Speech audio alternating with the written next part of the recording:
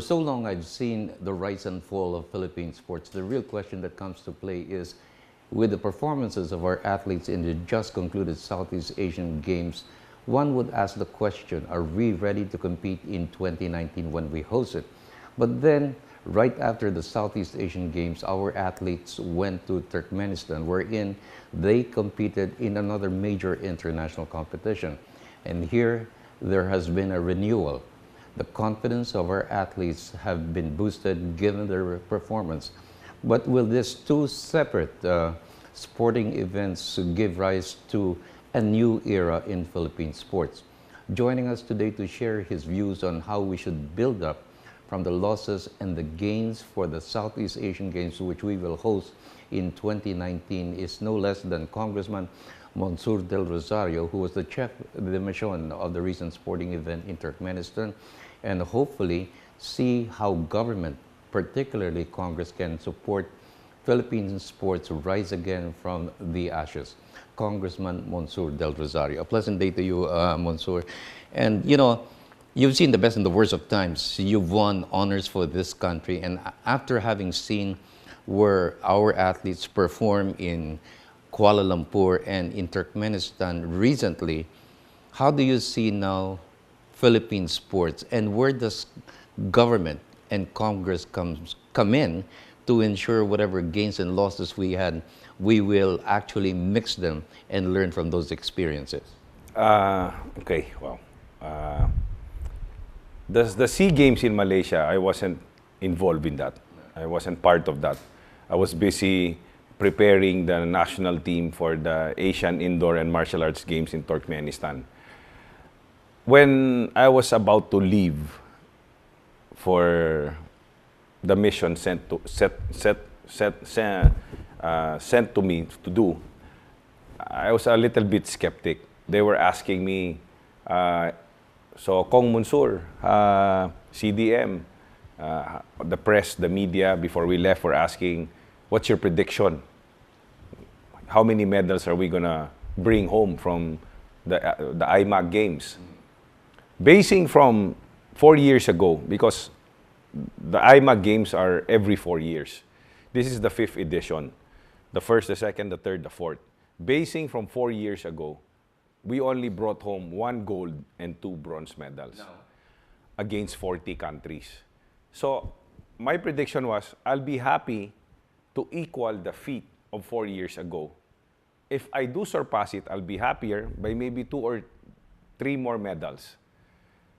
I didn't expect what happened in Turkmenistan to happen. Magically, or I don't know how we all did it. I think I know how we did it. I'm still floating, and I still have a hangover from the success. We brought home 30 medals, 2 gold, 14 silvers, 14 bronze medals.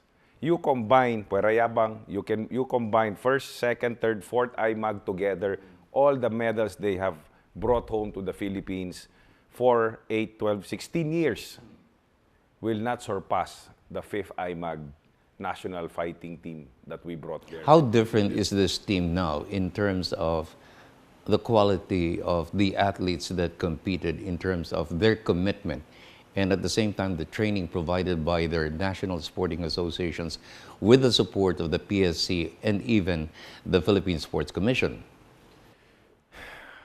You know, I wasn't following too much the SEA Games. I was only following the Taekwondo.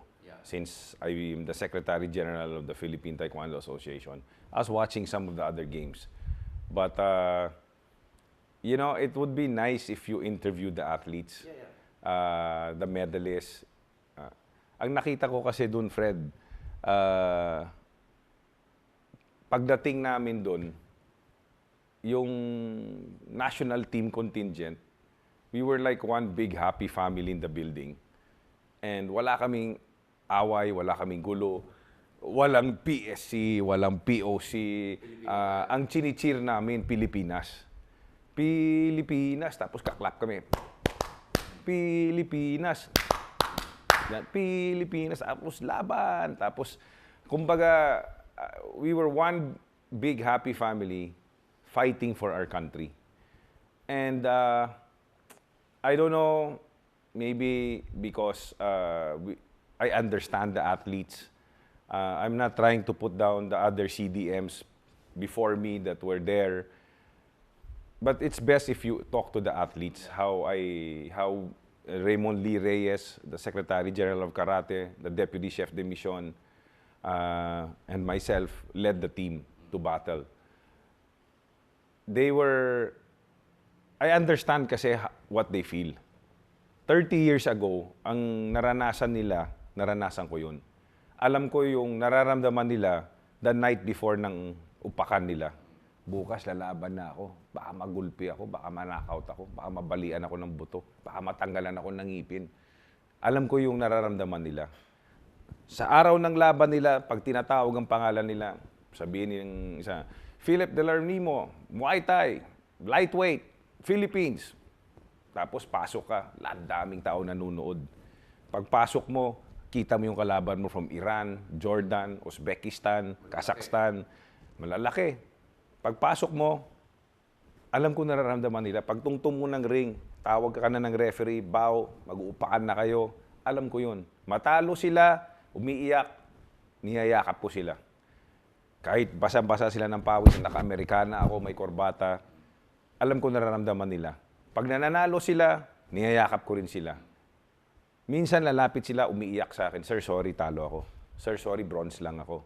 Sir, Kong, CDM, sorry, kwan lang ako, silver lang ako. I wanted the gold for you. I wanted the gold for our country. I wanted the gold for our team. I wanna help you boost the medal tally. You know, suicide mission nga eh. Sabi nga nila, Monsour will be lucky to come home with 3 medals. He's going up against 62 rich countries. We're a poor country. And when we were there, almost every other day, I was with Dr. Beng Javier, who I really appreciate coming with me because he gave up a big lump sum of his salary or his income in Makati Med to help the national team.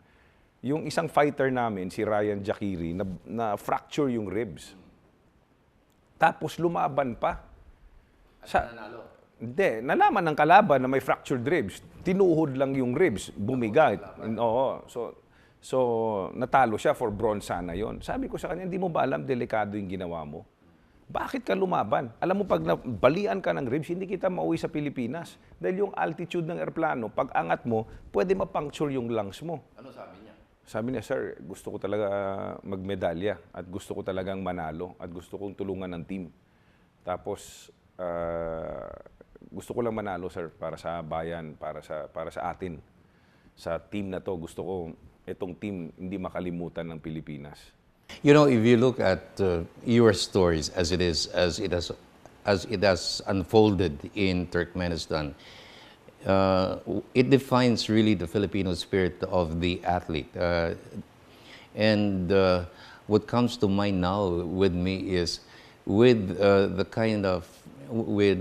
inspiration that you have provided there, we can actually bring out the best in our athletes. Yes. So if Turkmenistan is a basis by which our officials in sports or even the national government or Congress should look at in preparing for the Southeast Asian Games,